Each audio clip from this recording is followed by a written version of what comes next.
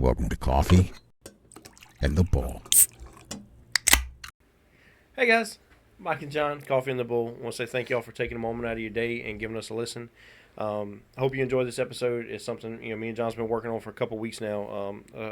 A topic that kind of covers a lot of ground, but it's definitely something that weighs down on guys, pulls you one way or the other, and kind of adds a little bit of instability to your life. So. In a previous episode, we had made a statement, and we got a lot of feedback about it. Different people want us to kind of expound on it a little bit, so that's kind of where we're at now. And the statement that was made was referencing being a dad and explaining to your kids, hey, there's different things we teach them. You teach your kid how to throw a curveball, how to ride a bicycle, how to change oil in a car. Those are all things guys enjoy teaching their kids, because it's interaction, it's back and forth. Rite of passage. And yeah, it's a rite of passage. But what happens is we focus on that, and it doesn't make us bad parents. It doesn't make our parents bad for doing it. But by focusing in that area, we unintentionally left an area that's right. Not resolved. And that brought up, hey, why would a dad want to tell a child that the boogeyman is going to be this nicest monster he's ever met? Right. And when you start looking at, this is stepping out of the realms of, werewolves and vampires and, Bigfoot. all that Bigfoot, all those monsters that, hey, we're intrigued with, even though, hey, for, Louisiana, our area, Rougarous are, kind of right. a localized monster lore or it's whatever. Basically a spicy werewolf. Right. It's a spicy werewolf. They go to crawfish bowls, but they're very scary type monsters. But we're intrigued with them, Right. And I think a lot of it is we'll never see them, and so that's escape part of from it there. reality type thing. Right. It's an escape from reality. So, but what you run into is you've got guys who hey, you're on your way home from work, or you can't sleep at night, so you get up, you don't want to wake the family up, so you're sitting there watching TV or in the living room, or just not watching TV, you're just playing on your phone or whatever, sitting in the dark. And the monsters that come crawling into your brain are kind of the biggest sources of anxiety that, I know that I've got, and it's not, I would give anything for those to be, a werewolf or a bear or something, something like that, but instead it's, and I think this is going to really relate with a lot of guys, is feelings of inadequacy and, hey, you're a failure, you're the struggles in your marriage, those are because you're a crappy man, or, your kids are focusing on Minecraft, they're not focusing on you, so you're obviously a crappy dad, and you got all these different things that come up, and man, you can start concreting that monster in your brain really easy, when Becoming you don't your know own how monster. to combat it, Yeah. And so that's kind of where we've been working on for the past couple of weeks is trying to figure out the right way to navigate this. And so one of the things, like Mike was saying, we teach our kids all this stuff, and as dads, we're aiming towards the goal of their survivability and sustainability, because we know that as our kids grow older, we're not all going to make it to that point. Some of us aren't going to make it to their graduations or their weddings and stuff like that, and so we try to prepare them for the most common battles that they're going to have in life, like changing your oil, changing your tires, things like that. And we don't focus on the things that make us look, in their eyes, vulnerable or weak, which is kind of where the topic of, hey, that boogeyman, if that's all you're afraid of, that's the best fear you can have. Right. That's, because it's not the monster that you become, because, and I'm not saying a monster is and you're a bad guy, I'm not saying anything like that, but when you're fighting yourself in the middle of the night, you're fighting your own monster. Right. And that's why we fascinate, like my big thing is the zombies, and it's an unattainable achievement, but in reality, like in my brain, I'm like, I could handle a horde of zombies. Realistically, probably not, because you eventually run out of bullets, but it's the middle of the night, or when I'm sitting by myself at work or whatever, that I'm battling that monster in my head that's like, you've got failed marriages, you've got, your kids are looking for you Right. for answers, and you've got nothing on the table. And so the episode is really geared towards that. It's that monster that you create where, and I know we've all done it. Every person I know has had an argument. I call them the re-argument from like 20 years ago, where you're in high school and you're like, oh, I wish I could have said that, or I should have done this differently. And honestly, I don't know how you amend that to get it out of your brain. I don't know how you let Right. it go. But that's the monster you're fighting. That's the monster you become or you create in your head, and it gets you to a point when you're battling the, I've got to make the mortgage payment, I've got to make the utility payment, I've got to do X, Y, and Z, and you don't have answers. And that's our problem, is that we're guys and we want the answer, we want the solution, we want to be the person that everybody looks up to and says, hey, this is my problem, Dad, or this is my problem, honey. And we go, hey, bam, too easy, I got you. This is how you handle that. Right. And when it's your problem, and it's something I've said myself, I can solve everybody else's problems but my own. I've got a solution for everything. Or, I think we did it in Welcome to the Shit Show, where we were like, hey, there's not something that you've been through that we haven't experienced Right. ourselves. And if we haven't, by some rare chance that we haven't, we know some people. We'll make some phone calls and find your answer. And I think that's just the guy dad in us, that we want to help and we want to be that dad for everybody else, that we lose sight of helping ourselves. Right. And that's kind of where we're going down this road, because you get into these thought processes, and it gets you to a point where, like, I know we had a conversation the other night where we were talking about counseling and it helping people, and how talking to somebody can really get weight off your chest. Whether it's a counselor or a psychologist or just a friend, it can get the weight off. And sometimes that will help you from not going all the way to the point of that final checkout. Right.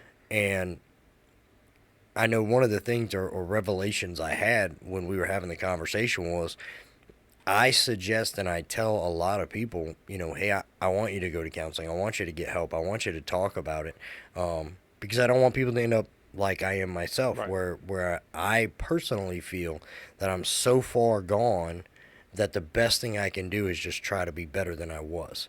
And that's kind of where I'm at on it. Well, so I know that in our conversation we had the other night, it was, you brought up a good point, and for some of the listeners who aren't aware, we started this podcast as not as in spite of therapy, or a psychologist, Right. or seeking mental help somewhere. It was, obviously those things play a role, but where we're lacking is guys don't go and try to get some help. They don't talk to people because they don't. I think part of it is embarrassment. Yeah. You don't want to be embarrassed, and that's just kind of one of the monsters that you face. Is you don't want people knowing your business, and you brought up a good point where, I'm to clarify some things or whatever. I currently go to a psychologist, or a psychiatrist, a therapist. I don't know exactly what the Right. designation is, but it has been very, very, very beneficial for me. Yep.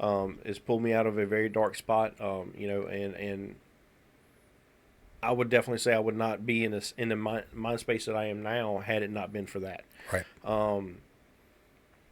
And so I don't try to tell people to shy away from that by any Right. means, but there's a lot of guys who you won't go see somebody because, one, either your health insurance doesn't cover it and you can't afford it, which is the main thing. We Right, don't, yeah. if you got to try to find $60 to cover the cost of changing oil in your car, you're not going to go drop that on a Exactly. mental health expert, Exactly. because it's an unseen wound, Yeah. you can ignore it for a while and you think there's not an issue. But you had brought up a point the other night in our conversation, because I talk to my therapist different than I do anybody else. Yep. And when I was asking, like we were talking about, hey, why do you think that is? Why is it that, like I love my wife to death. We've been married for 15 years. We've been together since 2005. We've definitely logged a lot of time together. She's listened to a lot of the dumb ideas that I've had. And Right. don't get me wrong, there's been a lot of dumb ideas that I've had. Some of them she supported me in. Some of them she's blatantly said absolutely not. Right. And it saved me from doing a lot of dumb stuff. But we've walked that road together a lot, Right. and there's not very much that I don't tell her. But I found that I talk to her differently than I do my therapist. It's not, but I also talk to the therapist differently than I do you. And a Right. couple other guys that I've got that I know that I can be unapologetically vulnerable with, and not have to worry about it. I talk different, and or I tell her, or I tell the therapist different things than I would, anybody else. And so, you brought up the point, if my wife's never done it to me, never thrown anything up in my face, but it's also one of the things where, hey, you don't want to go Right. throw everything out and it be weaponized against you. I don't tell you everything because I know how it's going to end with you. You're going to be making a joke about something. And don't get me wrong, our jokes serve a purpose. They Yep. they really do. And you don't tell other people because you just don't want them in your business. So it's like that therapist serves serves a purpose. But we've got to get past that embarrassment level of saying, hey, I just don't want people in my business. I don't want them to think that I'm weak. I don't want them to think, hey, that maybe I am becoming the monster, because Right. that's the other side of the coin. We deal with monsters day in and day out. Some of them are big, some of them are small, some of them are very, hit and miss, guerrilla warfare type tactics or whatever. You're not. I don't know of anybody who day in and day out is staring, self destruction in the face. Where it's like, Right. hey, every single day, just hey, if I could just make it past this hour or whatever. I don't know anybody like that, but it comes in waves. Yeah. Because I've been in that spot before, and it comes in waves where you're just like, man, I don't know how I'm getting through this, and so you go and you talk to somebody, you talk to a friend, and it brings up a spot where, hey, that helped me out, and so it gets a little bit better, and then it cycles back around.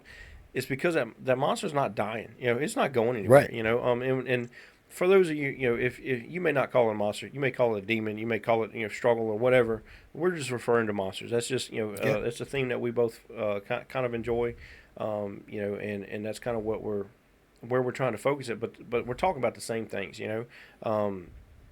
and I think for me, the feelings of inadequacy or honestly fear of becoming somebody that I don't want to be Right. is a big thing.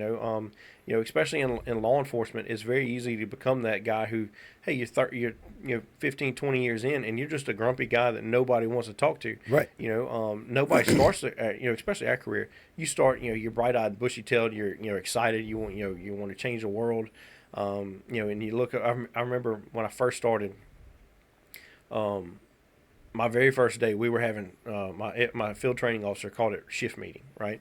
And we were going to take and go meet with the other guys on the shift. So I'm like, oh, this is like roll call or whatever. I had no idea what we were doing. We were going to a coffee house and just sitting there drinking coffee. That's all we were doing. That and telling stories and Right, getting to know right. each other. That's all it was. It was no supervisors weren't there or anything like that. Right. But I remember I walked in and there's this guy.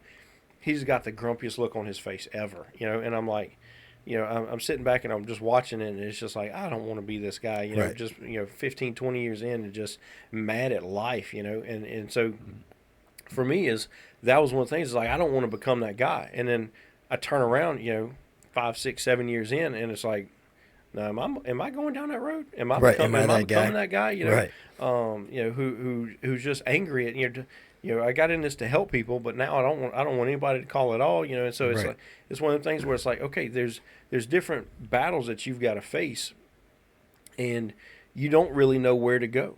Right. And that was kind of my point was, when you're talking to a therapist, there's no fear of backlash. Right. And when they give you their guidance or their advice, you don't look at them as, oh, it's just my friend making a statement or a joke, or that's just my spouse, criticizing me or giving me some dumb idea. You don't automatically have that negated idea or context of what they're going to say. Right. It's somebody you deem as a professional when you pay for their services, that they're going to steer you in a better direction. And that's kind of my thing. And as a friend, there's things that we've discussed that, there's always a preface like, hey, look, this between you and I, and that's, as a good friend, that's got to stay locked up. And there's things you give to your significant other that I'm positive, and I mean, I don't know firsthand, but I know from my personal experience when I've talked to a significant other, I don't have to give them that preface of, hey, between you and I. Right. But at the same time, it became like, it was actually a big thorn in my side in one of my previous marriages, that I understand the need for a friend that you can convey the things that happen in your marriage to, but that friend has got to be somebody who isn't going to come up later and is, oh, I'm team this or team that. Mm-hmm. Like, I don't expect, friends, and to put it more into context, because I feel like that's a little confusing. Every issue we would have, my ex would go to 3 or 4 different friends, and oh, this is the problems that we're having, and this is what this is, and this is what this is. And then I started to notice that, for functions or like, parties at houses or holidays or whatever, if I got invited, it was the most uncomfortable that I'd been, because it was like I had no idea that they knew what problems were going on. Right. And I'm getting these like side eyes and these weird off the wall comments, and I'm like, man, what is going on? Like, that's so strange. And so you've got to find that confidant that can kind of tell the difference between this is a today argument, mm-hmm. and this is a lasting disagreement that may need a more complex, involvement. But at the same time, you got to trust that friend, right? Like you would trust that therapist with that same guard, that you have. Because I'm positive there's going to be things you tell Brittany that you're never going to tell me. I'm good with it. Like, those are things I don't need to know. At the same time, you and I, another thing we discuss is like we have a comical side to our conversations and our engagements, and whether we're on the scene of somebody who's passed away or we're at a robbery or we're at a murder or whatever, we have a joke. We have like a test the waters type of comment, whether it's never scripted, it's never something we know is going to come out, but we have that moment to gauge each other and see like, okay, he's okay, he's got this handled. Yeah, and it's not to be disrespectful, Right. And for those of you who aren't in the law enforcement field, like what he's referencing is, you show up to different scenes, and first responders are notorious for having dark senses of humor. Right. We call it our way through the darkness. But it's one of the things that's not to be disrespectful, right. or anything like that. Whether it be to somebody who's injured or somebody who's passed away or somebody whose life's been taken or anything like that. It's more of gauging how much that's weighing on the officer that's present, or the firefighter who's present, or the the EMT or something like that. It's gauging where they're at mentally, because if they can understand, hey, this is a joke, this is this is not or if they shy away, it's like, okay, we need to maybe they need to be checked out, or not checked out, but give some attention to give them a moment. Hey, let's follow take up it later back. afterwards. What can I do? Things like that. So it's not meant to be disrespectful. It's meant to be a gauge, But yeah, we use that all the time. Right, and I think it's a subconscious thing, honestly, because I know if we're on certain calls and I give you a heads up, I know that if I go, you okay, you're not going to in that moment be like, no, I'm not. This is what's going on. Like I know that, but I also know, based on our experiences together, that if I approach, me well enough that I'm gonna say something, and one of the incidents, literally before I could even get my joke out, it was not right now. It was an immediate thing, which in hindsight, I still made my joke, because once it's in the brain, it's coming out the mouth. I can't stop that. I probably could. I'm not gonna. But you knew me well enough to know I'm coming to check on you. I just drove the way I drove to get here to check on you. But you also knew I'm gonna say something, because I want to see where you're at. Right. I'm either gonna try to make you laugh, or because you don't, I know that we need to talk later on, and I need to follow up on a mental, emotional level to make sure you're going to be okay because of whatever you're dealing with Right. in that situation. And as friends, we don't do well in that. You know what I mean? And that's another reason that we're running this podcast is it's a thing that we've got to get over. It's unfortunate we got to rub some dirt on this, Right. and we got to get over this so that we can stop rubbing dirt on it, if that makes any sense. Because we're overshadowing it, and we're just letting it slide to the back and not treating these emotional and mental battles because we don't want to trust somebody. And Right. and some people rightfully so. You've trusted somebody and they did you dirty. And that comes from childhood, adolescence, when you tell your friend a secret and then that friend tells the whole playground, that early in the morning you peed your pants at school or whatever the case may be. That I hate that word. When you're vulnerable, and you let that vulnerability out and somebody you trust betrays you, Right. that progresses as you grow older. And we get into these headspaces where it's like, hey, I'm in a dark spot. My brain is battling itself inside of the woulda, coulda, shouldas, or the I got to do this, and this. And so you stop looking at your friends, and I'm notorious for the scissors. If you don't talk to me or communicate with me on a regular basis, I stop reaching out. Mm-hmm. And so it's like with you, I know if you don't text me and we've gotten to noon, there's a problem.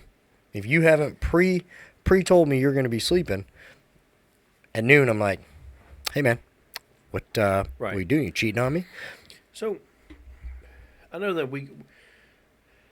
this specific topic kind of got us a lot of not attention, but a lot of people reached out because specifically with the boogeyman in the closet comment. Yeah. And not trying to create monsters for people or things like that, but the guys that reached out to us were combat vets. A lot of them, yeah. Guys who had just had seen the absolute worst thing that the world had to offer, and had to do some of the worst things that had to be done. And get thrust back into society, and they've got to try to find a way to live Right. regular lives, somewhat normal, yeah. somewhat normal lives, and and they're doing it, but like one of them reached out, and it's like that one comment rang true as just almost concrete for him, where hey, there's a lot of things that are just terrifying in life, Yeah. and I'm gonna say this respectfully because I know. In the same way that just like every profession, there's good people who are good at their job, people who are not good at their job. Right.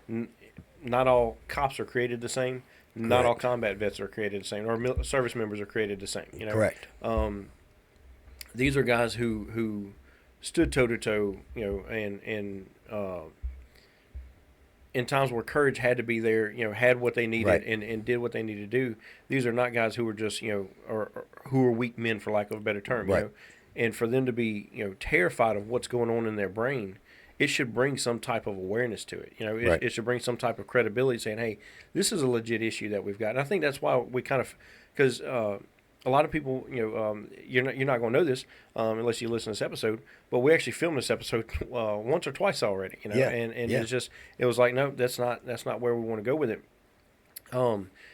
These guys are not weak guys. Right. These guys are not, who, hey, I didn't get hugged enough as a child, so Right. somebody please come hold my hand. These are not those type of guys.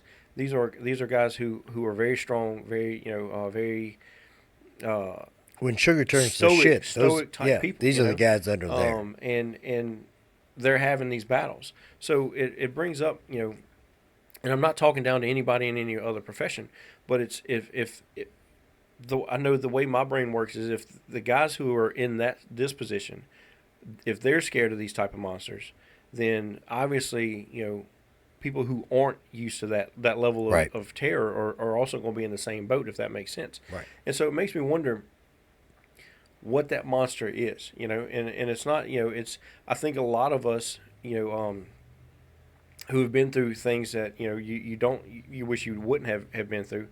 There's a lot of, should I have done something different?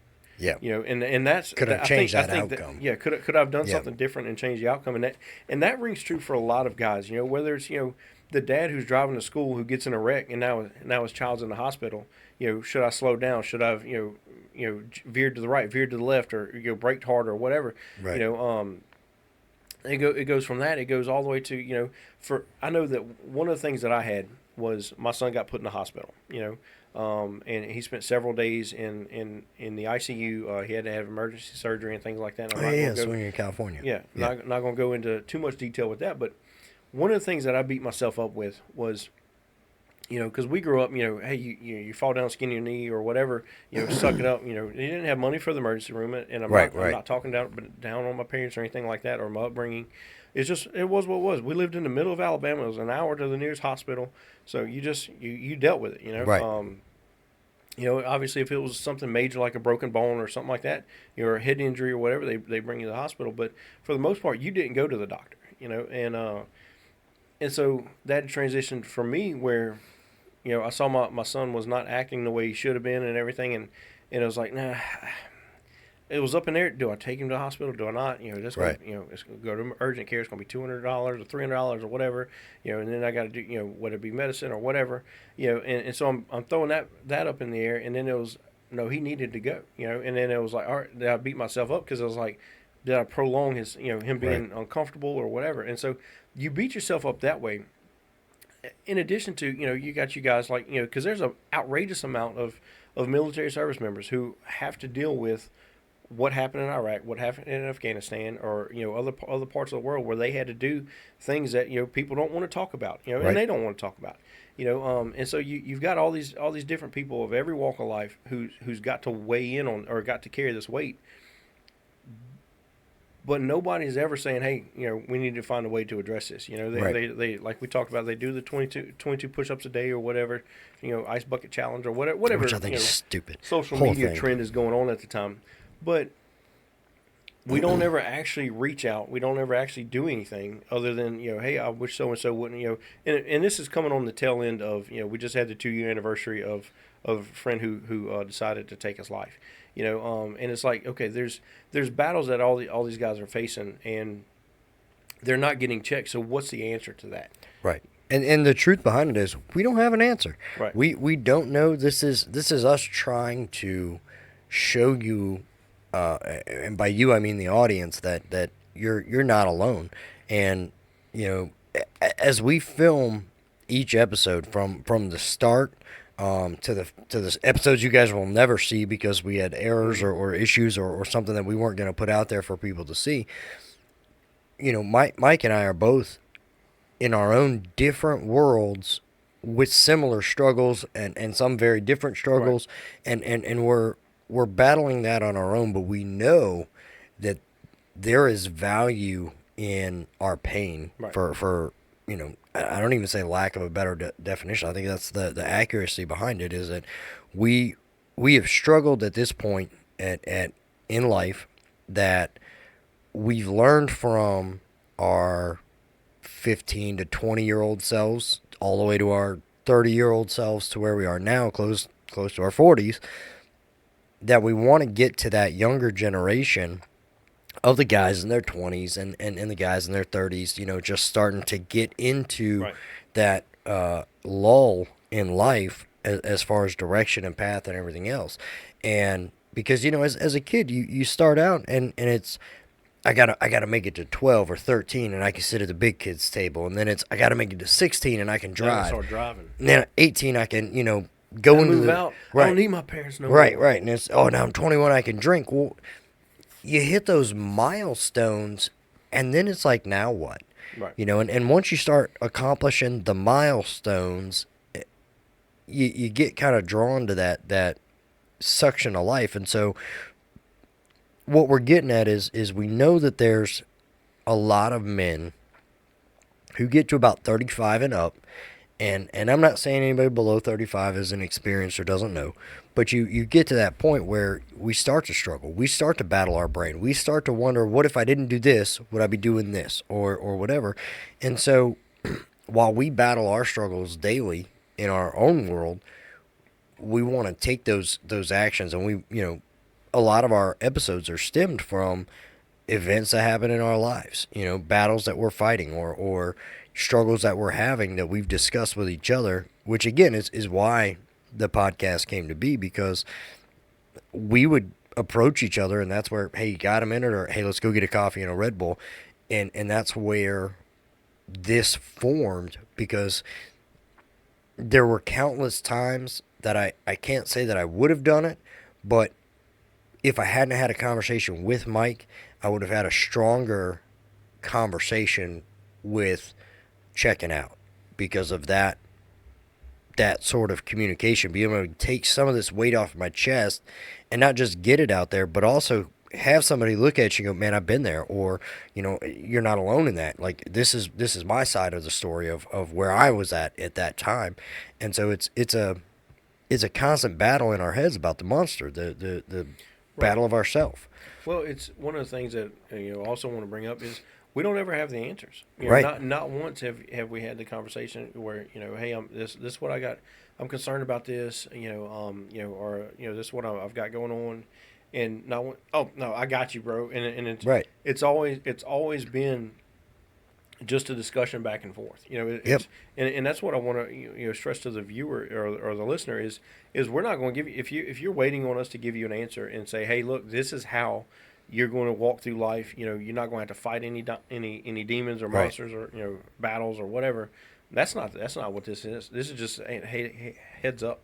Yeah. This is what's going to happen. This is sometimes you just have to grit your teeth and strap up your boots and go about it. And that's, but what we're trying to do is, hey, you don't have to go about it by yourself. And that's where as guys we mess up, because we want to be the ones who hey, I bought a nice house, I got a nice vehicle, I've got the trophy wife, I got 2 kids that are in private school or whatever, and we want to have the outward appearance that, hey, everything is going the way it needs to go.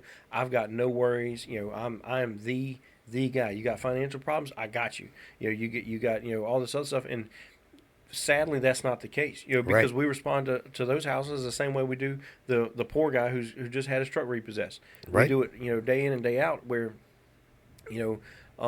there's nobody that I know in this world, and I'm talking about guys that I interact with who are mechanics, who are doctors, who are accountants, and other cops, firefighters, whatever.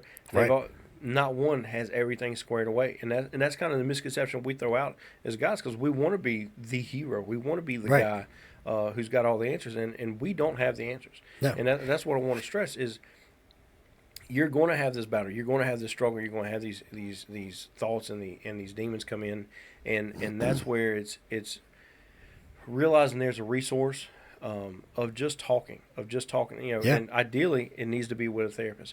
If it can't be, a friend makes the right friend makes a good sounding board. So. And if you're one of those guys, it's like you don't have that friend. You don't have somebody like that because you've shut yourself off from the world, and that's like I'm literally like I said the other night, I'm teetering on that cusp of, I have 1 to 4 people that if my world's upside down, I need help. Mm-hmm. And one of the issues, the other day, I'm used to getting phone calls, text messages, whatever, saying, hey, I need help, I need this, I need that. I stop what I'm doing, I go help. Right. That's what I'm supposed to do. That's how my brain is wired. But my truck stopped running. I called 8 people.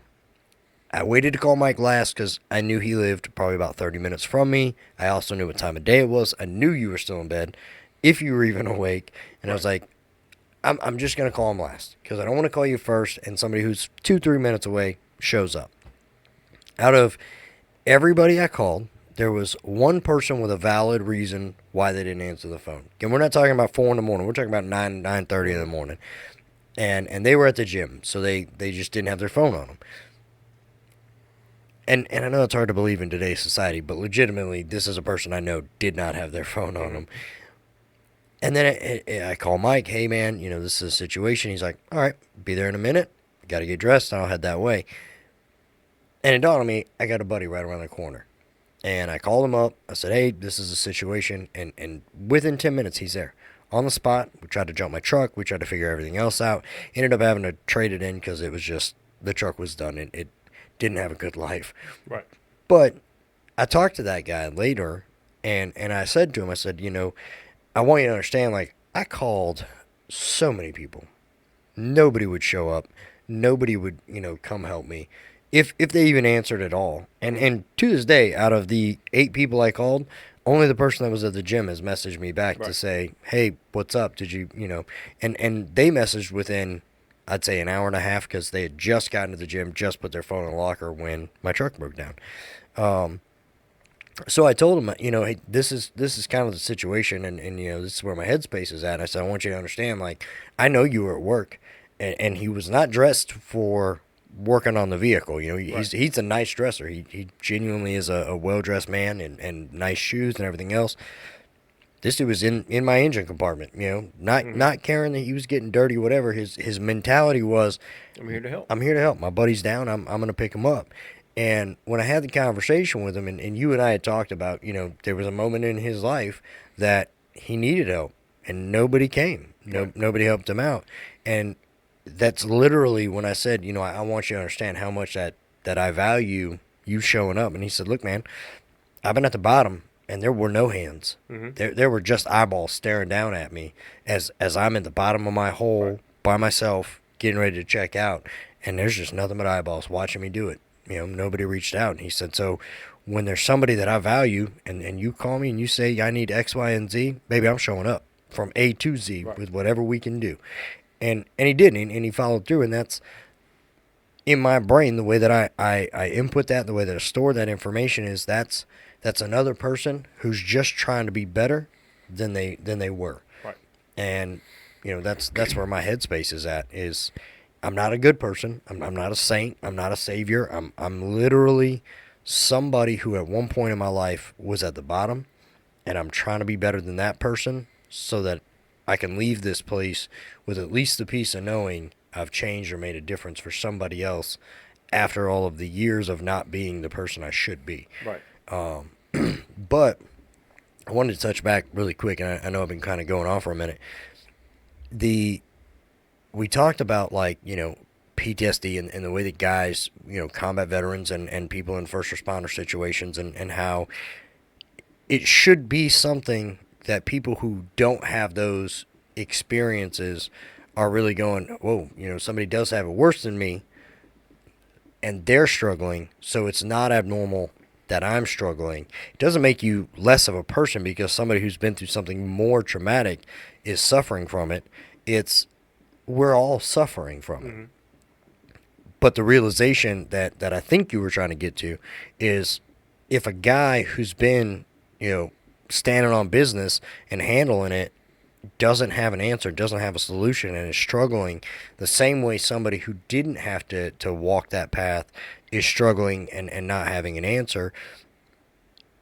One, I think it's because we were never geared or built to handle it. That was never something that ever came up to the forefront because when wars break out, it's not a how do we handle the aftermath. It's a let's walk in. How do we handle the problem? Right. We'll deal with whatever comes home later, and it never gets dealt with. Right, because in everybody's minds, it's a, I don't want to get political, but we won the war, so you should be satisfied with that. You did what you had to do for your country. Team. Right. And it's like, don't get me wrong, like I find admiration in my service and the service of others of, I did what I had to do for my country. I always go back and go, yeah, but what came out of it? Like, what was the win? We can say we stomped them into the ground. Cool. I also did that in high school. You know what I'm not getting credit for anymore?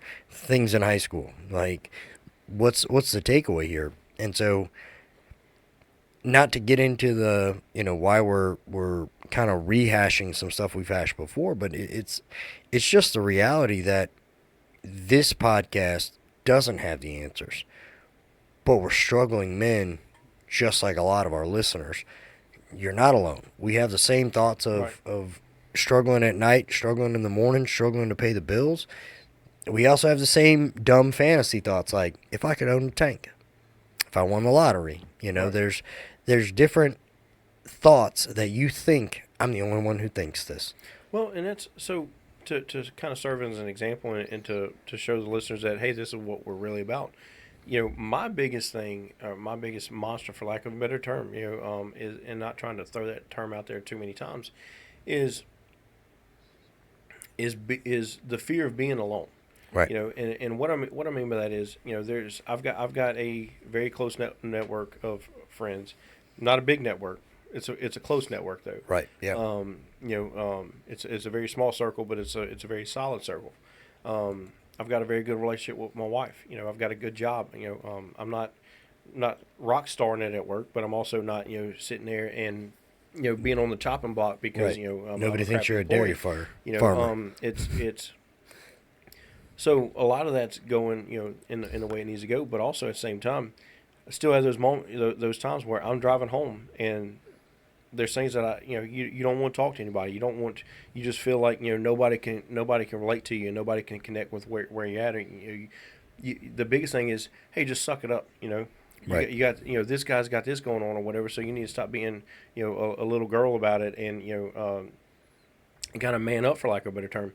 And that's for me, that was one of the biggest struggles that I had for the longest time was that despite having all these people around me, logically it doesn't make sense for me to feel like I'm alone. Right. But the emotional side of me was like, no, I could leave and nobody's going to care. I could do Right. this or whatever. And I know that I'm not the only one because we've been to the funerals, we've got the phone calls, Yep. we've got all these other instances where guys are going through the exact same thing, and it took years to say, hey, we need to address the fact that, hey, we're not the only ones going through this, Right. and so we don't have the answers. We're walking through it the same way everybody else is. We're sitting there still in the mud pit with everybody else, and it's not may look like everything's going good, but at the same time, give it till next week and we'll see what happens. Right.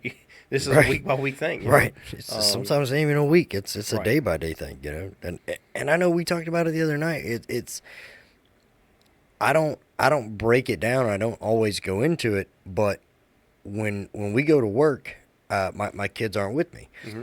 So I literally go to work, I go home, I go to bed, I go to work. If it weren't for you, I probably wouldn't even eat on those days. Right. And that's just the way that my brain is geared.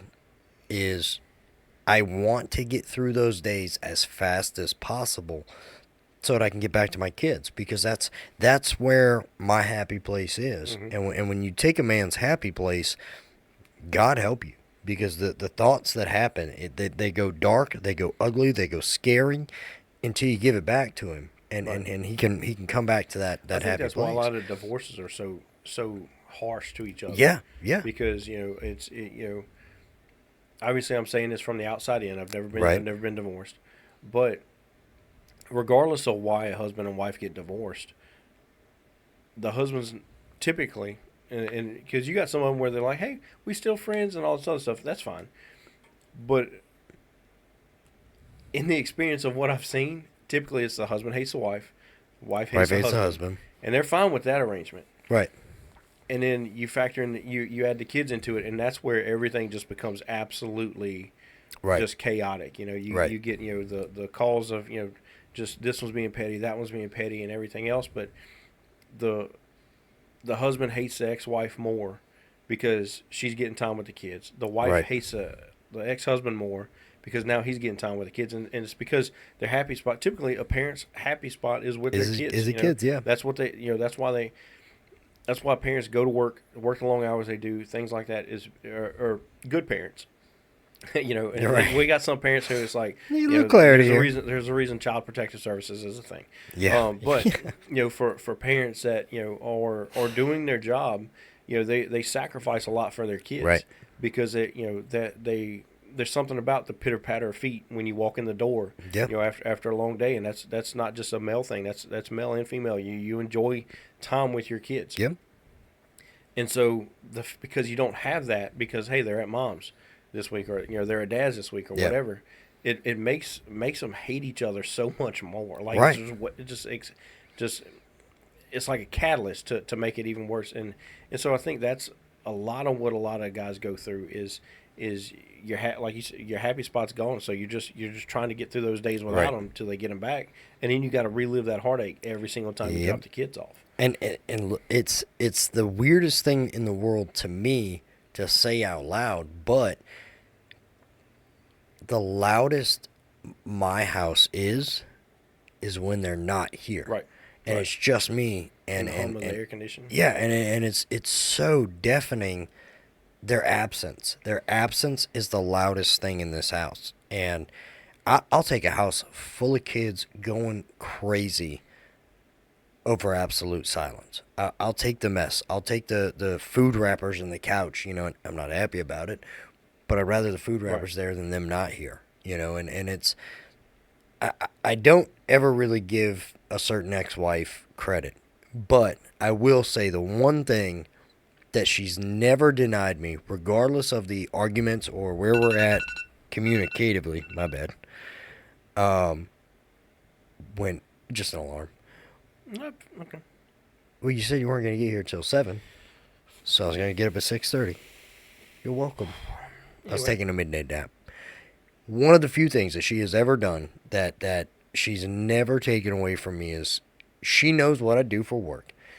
And when we've had some of those calls where it's just like gut-wrenching and puts you in the darkest mind frame that we can get into in that line of work, and I've sent a message, and realistically, not 1, 2 in the morning, hey, when the kids are up, can you have them call me? Or, hey, are the kids busy? She's never denied me that, because I think that she knows, as much as we hate each other, there's a line that prevents me from going too far one direction or the other, and it's those kids. It's the communication that I have with them. And every dad will tell you, one of the greatest feelings in the world, when you walk through that door and they're yelling daddy and they're running up to you. That's my happy spot. That's something I won't want to lose ever, you know. Or when your kid's sick and they come in and they, hey, can I lay with you for a minute? I know exactly what they're doing. You know, my daughter, notorious for it. She's coming to curl up in a ball. Right. She's going to pass out, and she's going to sweat all over me. And I love it. Like, it's miserable in the moment. Like, I had hair on my face. My arm's going numb. I'm just soaking wet on one side of my body.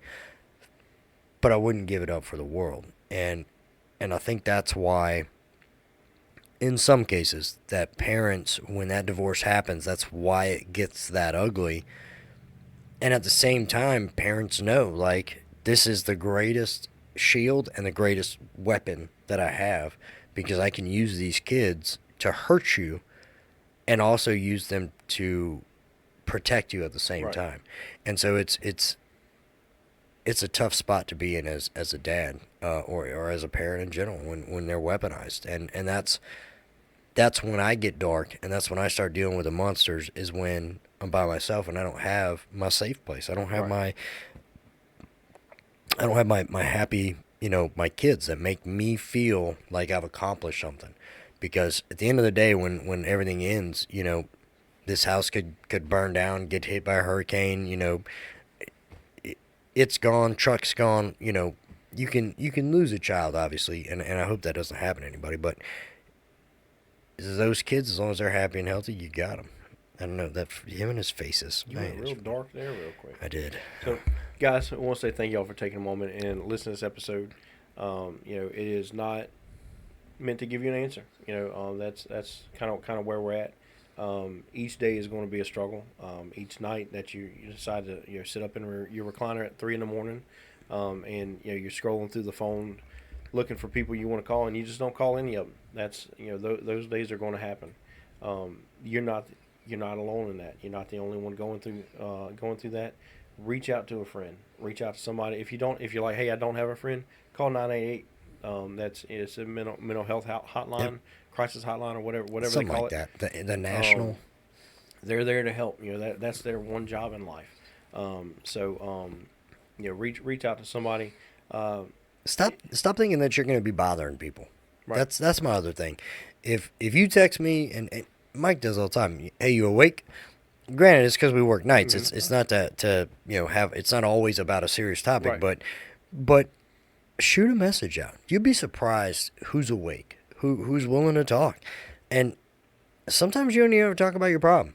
You know, a lot of guys, it's, hey, man, you busy? No, I'm not busy. You can just shoot the shit, for lack of better terms, and just have a conversation, but knowing that somebody's there when you need them. You know, that's a big deal. And a lot of us guys, we just don't reach out. Right. And that's a big takeaway from this is reach out. Even to just say hi, build a relationship. You know, I'm terrible at communication. But reach out, you know, stop wallowing. You know who else is terrible at communication? The listeners, because not one of y'all has sent us an email to let us know how we're doing. That's valid. That's valid. You know, coffeeandthebull at yahoo.com. I feel like that fits the bill, though. Like, there's a bunch of dudes sitting at home going like, you're guys, right, we know. Let us know what you think, you know, what you're going through. If there's something you want to hear about, you know, a topic, you know, a story you want to hear about, whatever, let us know. Shoot us an email, coffeeandthebull at yahoo.com. Somebody send this man some hate mail. Yeah, send some hate mail. Let's get something going. So, guys, we want to say thank y'all. You know, like, subscribe, do all the podcast things, and for now, toodaloo. I didn't have to hear it, as I put my fingers in my ears. That one.